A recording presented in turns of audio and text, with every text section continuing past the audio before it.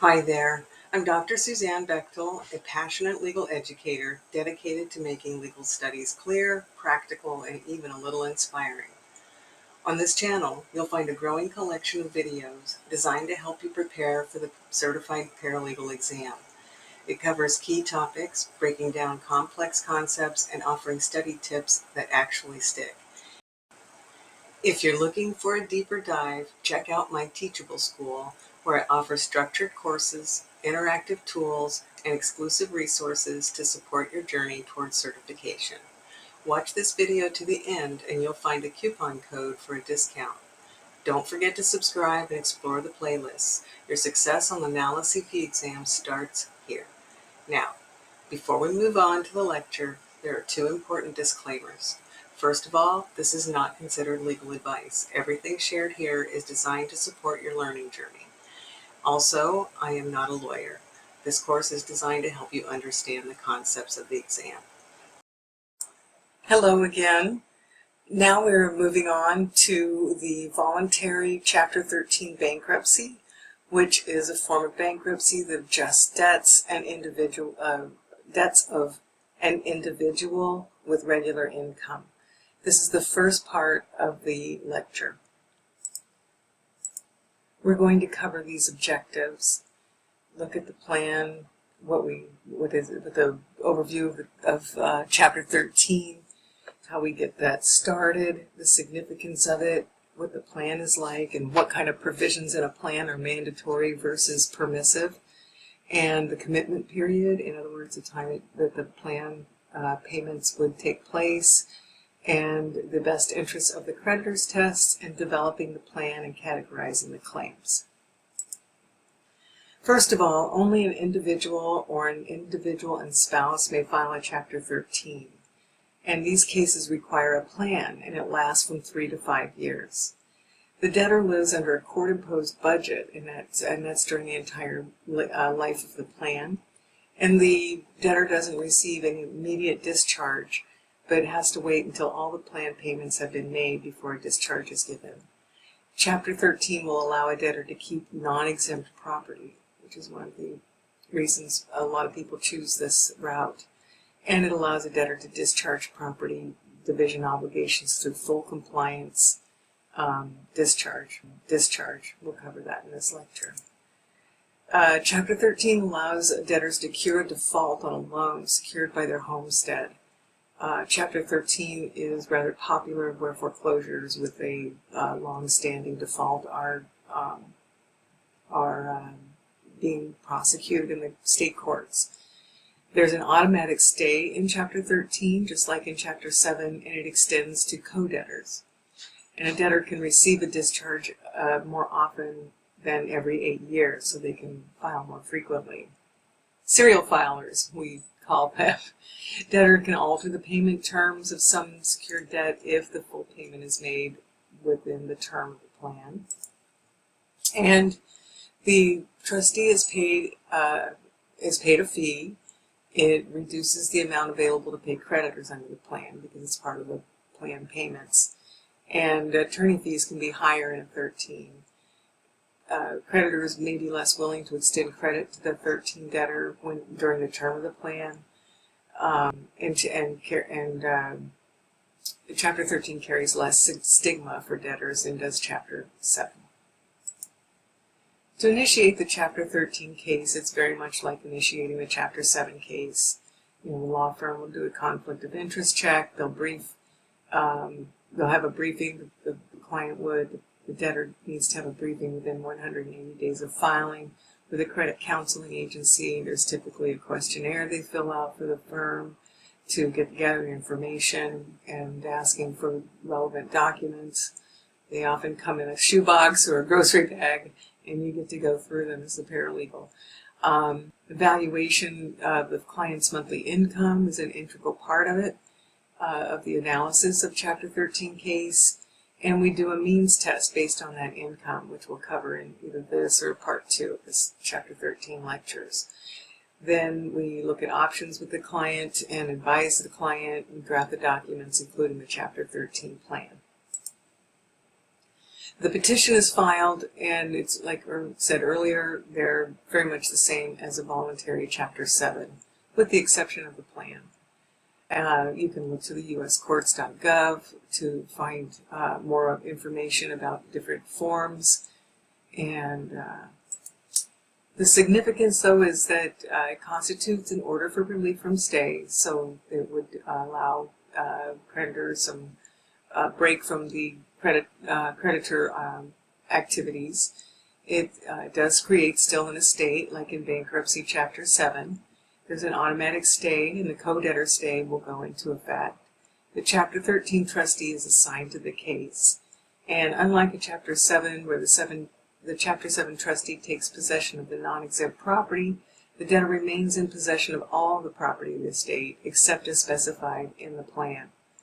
The Chapter 13 debtor operates a business. It can continue to operate the business after the petition is filed, and exemptions are treated the same as Chapter 13 cases they are in Chapter 7. And this is an important aspect of applying the Best-Interests-of-the-Creditors Test. The Chapter 13 plan, only the debtor may file a Chapter 13 plan, meaning that a creditor can't impose a plan on the debtor. The plan must be filed within 14 days after the petition is filed. And the plan has mandatory and permissive provisions. The Bankruptcy Code designates the mandatory provisions as shall or may not as the permissive provisions. You might compare these two United States Code statutes. Mandatory provisions of the plan mean that they have to provide for the trustee's supervision and control of the portion of the debtor's future income that's necessary to implement the plan. And they have to provide for the full payment, the plan has to provide for the full payment of all priority claims unless the holder of the claim agrees to a different treatment of the claim. If the Chapter 13 plan classifies claims into classes, the plan must provide the same treatment for each claim within a class. And Chapter 13 must provide for the full payment of a domestic support obligation unless the obligation is assigned to or owned directly by a governmental unit. The permissive provisions of the Chapter 13 plan, these are the may areas. They can designate unsecured non-priority claims into the classes of claims, and we'll look at the classes as we move through this in the next lecture. And the plan can provide the modification of the rights of holders of secured and unsecured claims, with the exception of claims secured only by real property, that is the debtor's principal residence. And a plan may cure or waive any default, and the plan may propose payments on unsecured claims, concurrently with payments on secured claims or other unsecured claims. Permissive provisions also include that curing any default on any secured or unsecured claim within the on which the final payment will be due after the proposed final payment under the plan, and it may provide for the payment of any allowed post-petition claim.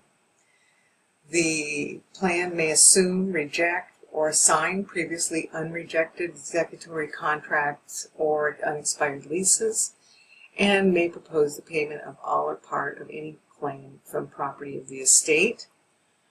Other permissive provisions are that it can provide for vesting of property of the estate on the confirmation of the plan.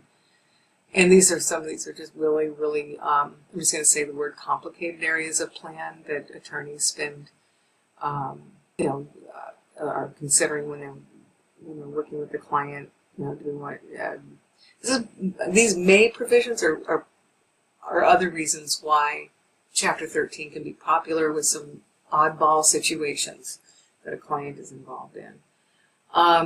Post-petition interest on student loans. To the extent that the debtor has sufficient disposable income after making provision for paying all allowed claims, and it may include any other provisions not inconsistent with other provisions of the Bankruptcy Code. So there's a big role in Chapter 13 bankruptcy in terms of the median family income. We're going to go into some examples.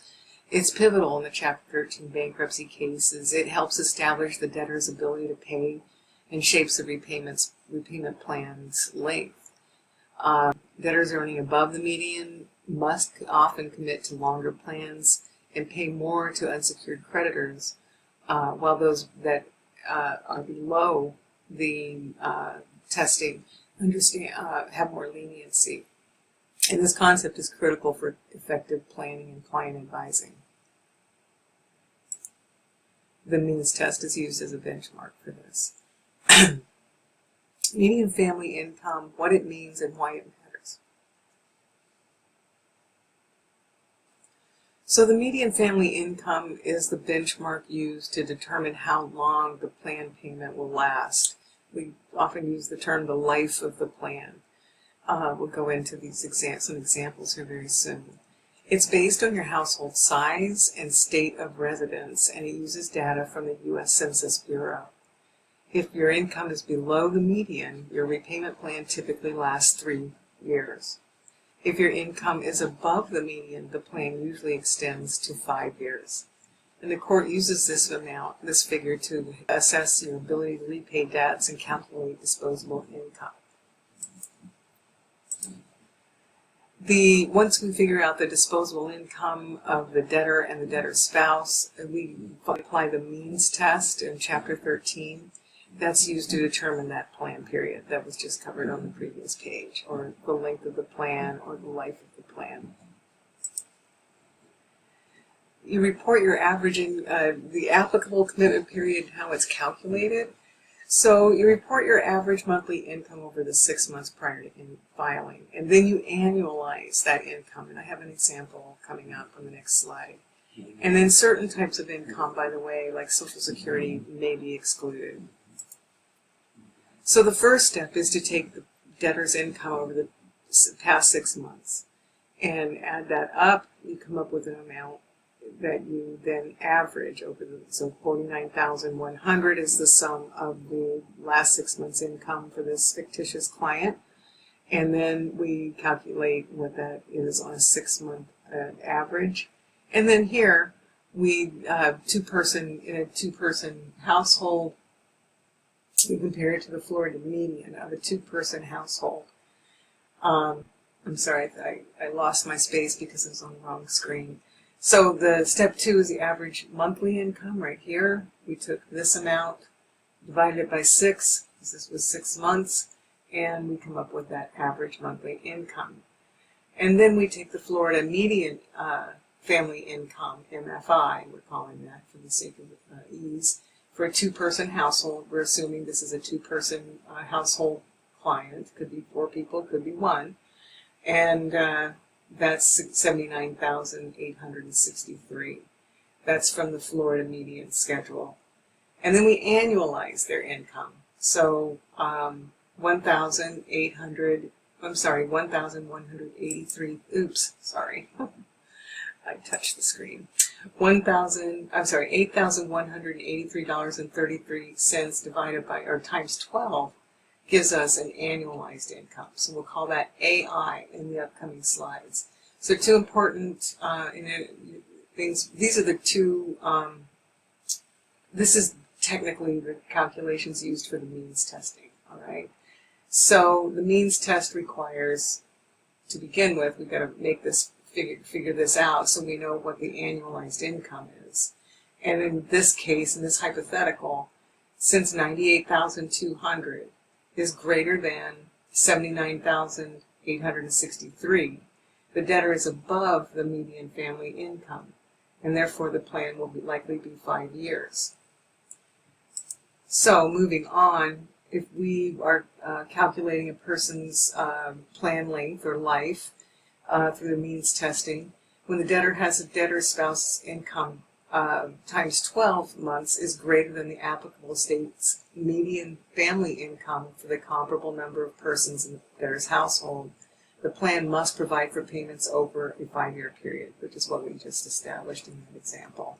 A shorter period is if all unsecured claims are paid in full is possible, and then the best interest of the creditor's test must be satisfied within the terms of the plan. So, when AI is less than MFI, remember AI is the annualized income, MFI is the median family income. So you run through the calculations, and when the debtor's and the spouse's monthly income times 12, the AI, is less than the applicable state's median income for the comparable number of persons in the debtor's household, the Chapter 13 cannot provide for payments over a period longer than 3 years, unless there's approval from the bankruptcy for a longer period, but it cannot be more than 5. So 3 or 5 years is the general length of plans. So when the AI, the the annualized income, is less than the median family income, then it's a 3-year plan.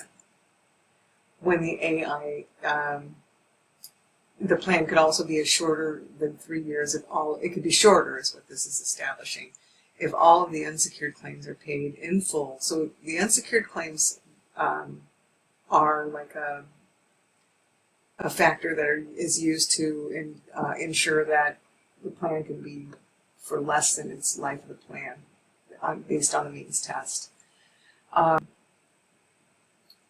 Now, in a situation of 3 years, all priority claims entitled to priority must be paid in full in deferred cash payments under the plan, unless the holder of the claim agrees to a different treatment. So this is when we want something where AI is less than MFI, and we're looking for a shorter than 3-year plan. If there are priority claims, well, first, all the unsecured claims must be paid, and all priority claims entitled to priority must be paid in one way as the statute provides. When AI is less than MFI, all domestic support obligations must be paid in full unless all the debtor's projected disposable income will be applied to make payments under the plan for a 5-year period. And then again, the best interests of the creditors test must be satisfied within the term of the plan. All right, so what is the best interest of the creditors test? Under the best interest of the creditors test, the unsecured priority and unsecured non-priority claims under a 13 plan must receive an amount not less than they would receive under a Chapter 7 liquidation. So we look to the non-priority, the unsecured priority and unsecured non-priority claims, and they would receive the same amount under Chapter 7 liquidation, because those are paid at a higher, the priority claims are paid on their category that falls higher on the priority list. So I think we're covering that here in a minute. So when we develop the plan, we first get the disposable monthly income calculated and the applicable commitment period determined. The plan gets developed. It involves determining the order and the amount of repayment of this creditor's claims, which is what I was just alluding to. And to make this determination, we need to organize the claims into categories.